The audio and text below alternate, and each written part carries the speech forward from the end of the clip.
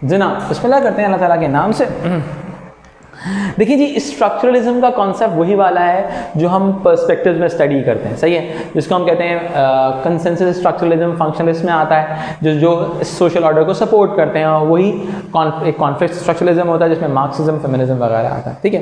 यानी कि फॉर्मूला वही वाला है कि human behaviour is dependent on the structural forces, सही है, ऐसी बात समझ में आती है, ये बात क्लियर होगी। आगे आते हैं जनाब। लेकिन इंटरैक्शनिज्म में कुछ हमारे पास नए फॉर्मूलाज आते हैं। इंटरैक्शनिज्म का पहला अजम्पशन क्या है सर समझिएगा, एवरी इंडिविजुअल इज डिफरेंट, हर इंसान दूसरे इंसान से मुख्तलिफ है, हर इंसान दूसरे इंसान से मुख्तलिफ है। यानी कि एक तरह से ये हम कह सकते हैं ये माइक्रो सोशियोलॉजिकल अप्रोच है, ऐसी बात है, ठीक है।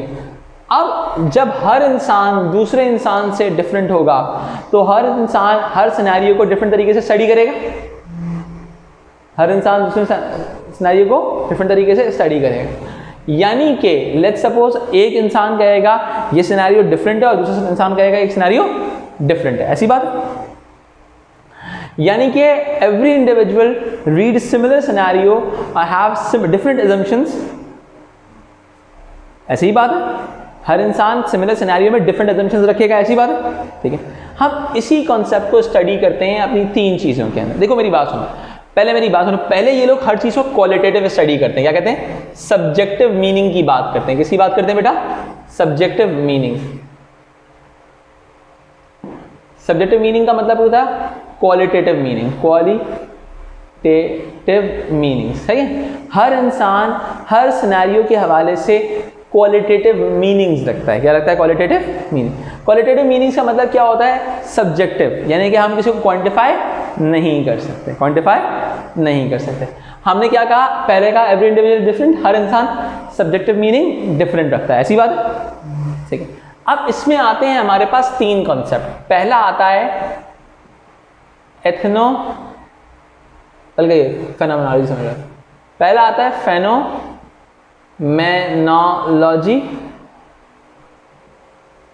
दूसरा आता है एथनो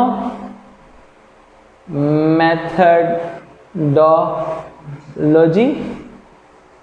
तीसरा आता है सिंबॉलिक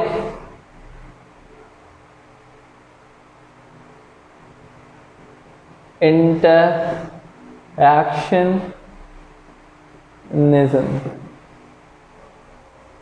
अब देखो इन तीनों में डिफरेंस क्या है, सही है। सिमिलैरिटी पहले समझ लो फिर डिफरेंस समझ लेना। ये तीनों सब्जेक्टिव मीनिंग की बातें करेंगे और ये तीनों हर इंसान को मुख्तलिफ समझेंगे, ऐसी बात है। अब क्या होता है, फेनोमेनोलॉजी जो है वो फेनोमेना की बात करती है, phenomena. Every individual have different assumption related to the particular phenomena. Every individual have different subjective meanings about the particular phenomena. Let's suppose simple सी बात करते हैं, एक इंसान कहता है the earth is just like a oval, दूसरा बंदा कहता है the earth is just like a round, तीसरा बंदा कहता है the earth is simply flat, सही है। यानी कि फिनोमेना के हवाले से every individual is different, every individual is different, हर इंसान नहीं फिनोमेना सही है। अब क्या होता है, अगर फैक्ट्स होता भी है तो ये कहते हैं हर इंसान का डिफरेंट मीनिंग है, हर इंसान उस चीज़ को डिफरेंट मीनिंग देगा, सब्जेक्टिव मीनिंग देगा। क्लियर हुई बात। अब क्या है, एवरी इंडिविजुअल इज डिफरेंट, तो हर इंसान की सब्जेक्टिव मीनिंग्स डिफरेंट होगी, सब्जेक्टिव मीनिंग्स डिफरेंट होगी, ऐसी बात है, ठीक। बुक निकाल के देना। अब बुक क्या कहती है, अब मैंने एक्चुअल में क्या किया, बुक की डेफिनेशन को स्प्लिट किया। इधर देखो बुक क्या कहती है, बहुत सिंपल सी बात है।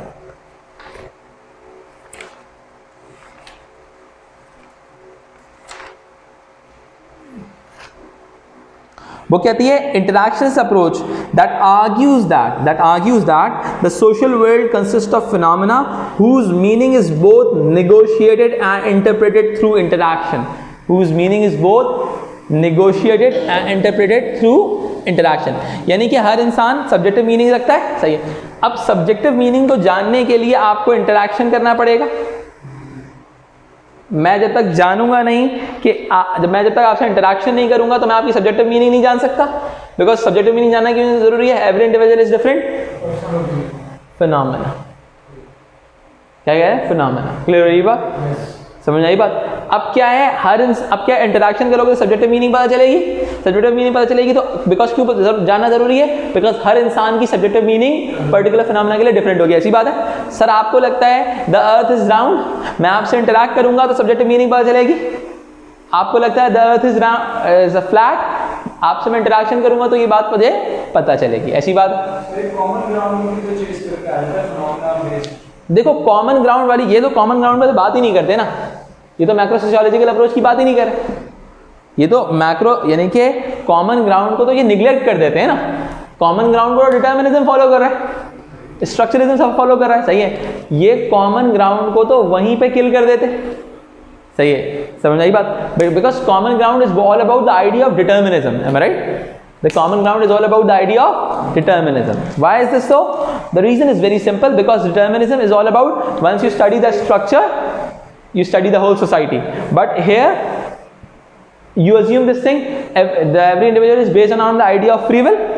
सही है, free will है तो हर इंसान दूसरे इंसान से मुख्तलिफ है। My phenomena is based on the phenomena, so we are based on common ground, right? But listen, according to deterministic approach, our both common grounds is based around the structural forces. कि हम दोनों पे एक structural force implement हो रही है, सही है। लेकिन यहाँ पर अगर कॉमन ग्राउंड आएगा तो कहेंगे कि भाई इंसान की अपनी जाती मर्जी थी, that's why they are following. Clear हो रही बात? अजम्पशन का फर्क है। क्लियर हो रही बात? अजम्पशन का बहुत फर्क है। इनकी अजम्पशन क्या है? इनकी अजम्पशन डिफरेंट है, उनकी अजम्पशन डिफरेंट है। अच्छा जनाब, बिस्मिल्लाह करते हैं। यहाँ तक क्लियर होगी बात? सही। अच्छा, ये फिनोमेना के गिर्द घूम रही थी कहानी, सही। ये कहानी जो है सिचुएशन के गिर्द घूमेगी। एक सिचुएशन को के हवाले से एवरी इंडिविजुअल इज डिफरेंट। जब एवरी, कोई बात करूँगा, एक सेकेंड, एवरी इंडिविजुअल समझना, एवरी इंडिविजुअल इज डिफरेंट, ठीक है। अजम्पशन ये है, अजम्पशन ये है। अब मैं तुम्हारी बात को मैं क्लियर कर रहा हूँ, यहीं पे क्लियर हो जाएगा। एवरी इंडिविजुअल इज डिफरेंट, ठीक है। अब क्या होता है, हर इंसान उस सिचुएशन को सब्जेक्टिव मीनिंग के साथ, सब्जेक्टिव मीनिंग और डिफरेंट एनालिसिस करेगा, सही। उस डिफरेंट एनालिसिस के लिए के हिसाब से वो एक्शन करेगा, ऐसी बात है। मैंने बॉम्ब वाली एग्जांपल इसी की दी थी, सही है। और इस चीज को स्टडी करने के लिए मुझे क्या करना पड़ेगा? मुझे उससे इंटरैक्शन करना पड़ेगा। Once I am going to interact with the person, I am able to understand the action, because I am able to know about the subjective meanings. यानी कि अगर कहूँ after the interaction I will be able to know about the subjective meanings through the different analysis. सही है। अब क्या हुआ, subjective meaning कर लिया आपने, थोड़ा आसान कर लेते हैं इसको, सब्जेक्ट ये टेंशन दे रहा है। आपने किसी से इंटरैक्शन किया, इंटरैक्शन करने सब्जेक्टिव मीनिंग पता चल गई, मीनिंग पता चल गई तो वो पर्टिकुलर एक्शन पता चल जाएगा। यानी कि if you know about action of an individual, you need to interact with them to know about the meanings. Once you know about the meanings और the belief of the person, then it will be easy to understand their action. Why we need to know about the subjective meaning? Because according to them every individual is different. हम दोनों different similarly act कर भी रहे हैं तो फर्क नहीं पड़ता। अजम्पशन ये है कि both are different, both are different, ठीक है। अब क्या है, अब जरा सा समझते हैं बुक क्या कहती है, जरा सा इस चीज को जरा पढ़ लेते हैं। बुक कहती है sociological approach that argues that all interaction is underpinned by a search of meaning. All interaction is underpinned by the search for the meaning.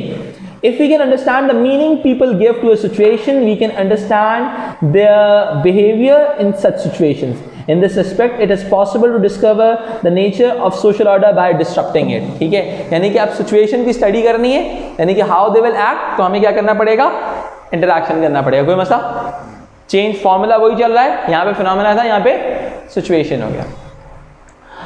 Symbolic interactionism, ये क्या कहता है, ये खेल खेलता है किसके साथ, किसी भी इवेंट के साथ, किसी भी ऑब्जेक्ट के साथ. According to them, every individual have different meanings. सही है, every individual is different.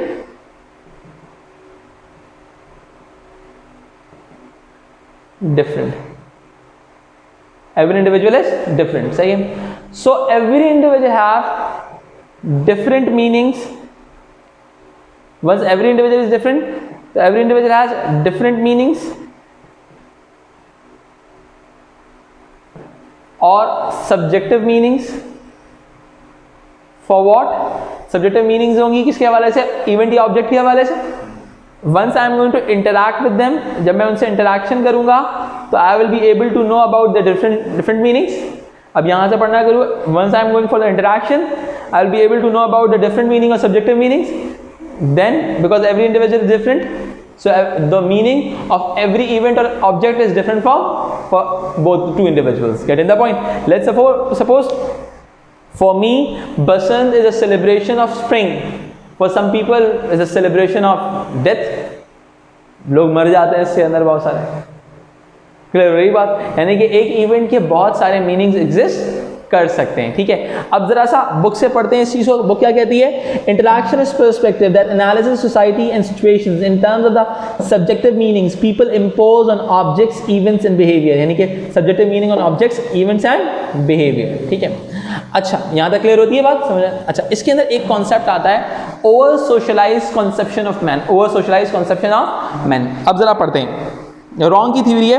Wrong criticises that he calls over socialise conception of man, he rejects the idea that. Wrong ने किस आइडिया को रिजेक्ट किया है, समझ लो ये बच्चे परेशान हो जाते हैं इसमें. Human behavior is governed entirely by the effects of socialization. For wrong, people are able to exercise degree of freedom from the influences of their social environment. यानी कि लोग जो हैं different social environment को study करते हैं और अपनी मर्जी से act करते हैं, rather than कि structureless approach के मुताबिक कि आपको जैसे structure होगा वैसे ही आप act करोगे. जी सर, जो लोगों का बिहेवियर होता है, जो कह रहा है बात के लोगों का बिहेवियर मैटर्स की फ्री विल की उनकी रिस्ट्रिक्टेड मैटर करती है ना, जिस सोसाइटी में हम लोग बिलोंग करते हैं. आपकी अगर कोई फ्री विल है तो आप सिर्फ उस लिमिटेड सोच तक ही सोच सकते हो ना, कि आपकी सोसाइटी में ये बात आपकी सही है, ये बात आपकी सही है. इसके क्रिटिसिज्म में आ सकती है, बात सही है कि it depends on your free will क्या. अच्छा, लेकिन क्या है, अकॉर्डिंग टू रॉन्ग, आप जो होते हो स्ट्रक्चरल फोर्सेस आप एक्ट नहीं कर रहे होते हो. You have free will, you have environment, you have environment. आप एनवायरनमेंट की चीज़ों को एनालाइज करते हो और अपनी बेसिस के ऊपर, उसके बेसिस के ऊपर एक्शन ले लेते हो. ये वही बात है ना कि लिमिटेड रिसोर्सेज आपको प्रोवाइडेड है. It is possible. ये आपके मार्क्सिज्म में बहुत बात आ सकती है. सही है, ये कहता है कि वर्किंग क्लास को जो है लिमिटेड अप्रोचेस दी जाती हैं, जिसकी बेसिस के ऊपर वो वैसे ही के वैसे ही रह सकते. क्लियर होगी बात. अब यहाँ पे मैं समझाता हूँ माइक्रो लेवल अप्रोच क्या है, फेमिनोलॉजी, एथनोलॉजी और symbolic interactionism. Phenomenology is based around the idea that once I am going to interact with the people, I will be able to know about the subjective meaning attached with the phenomena. Once I am going to interact with someone, I am going to know about the subjective meanings. Same. And once I know about the subjective meaning, I will know about the action of the person. Same. Because every in similar situation, two individuals act differently because of the difference of the beliefs. हर इंसान का belief दूसरे इंसान से मुख्तलिफ होगा. यहाँ पे symbolic interaction event object behaviour के हवाले से कहा जाता है कि एवरी इंडिविजुअल इज डिफरेंट. हर इंसान उस चीज़ के बारे में डिफरेंट ओपिनियन रखता है. You need to interact with them to know about their believes. Any problem? समझ में आ गया? कॉपी करें इसको.